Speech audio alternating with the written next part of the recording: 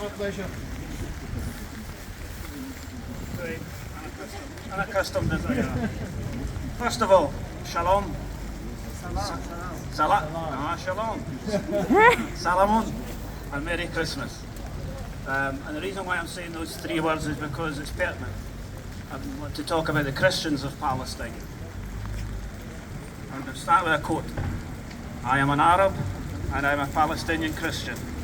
We also say Allah Akbar, which is normally associated with Muslims' faith.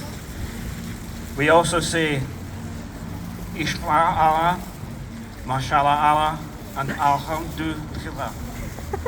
This is simply because Arabic is the spoken language of the Arabs, and Arabic for God is Allah. Whether you're a Christian or a Muslim, that is our word for God.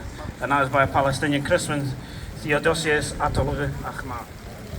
Well done, Kevin.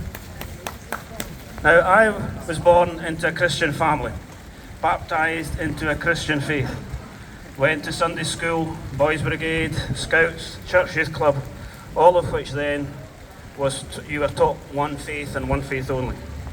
Now, I must admit that I was not probably the best pupil, and I didn't listen intently to everything that my teaching was in the Bible or about Jesus. So I may have missed something, but I cannot remember being taught that Jesus was about hate, was about division, was about supremacy, was about poverty, was about inequality, greed, selfishness, bigotry, racism, slaughter. These were never taught to me as being good things. The teachings of Christ, whose birth we are supposed to be celebrating this month. We are soaking wet. Oh, you're doing great, Kevin. And who many Muslims will also celebrate the birth of Jesus, as Islam teaches that Jesus was a prophet, a preacher, a messenger, someone of faith and promises of God. Those teachings of Christ that I was taught were love, respect, and sharing. Jesus, this man, born an Arab, born a Palestinian Jew, seen through the hypocrisy of the then dominant religions, and he challenged perceived wisdom. He challenged authority, and he asked his followers and any true believers of any faith to do the same. To treat your fellow man as your brother. He's arguing with that man in the camera. But today in Israel and in Palestine, where once Christianity was the dominant religion, there are still thousands of Palestinian Christians who still believe the teachings of Christ, and that we're all supposed to be remembering and celebrating this holy month. But the Christians in Palestine are persecuted, just as are the many thousands of Jews who try to protest and protect them, and their Muslim brothers and sisters, Palestinians.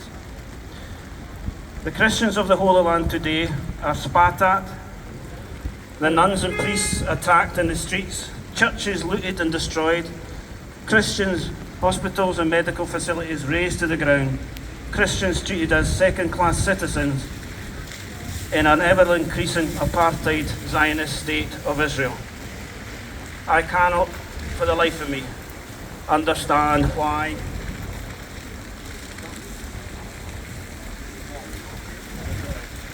I can't, as a Christian, for the life of me, understand that anyone who claims to be of any faith can stand by quietly and watch this unfolding injustice in front of them.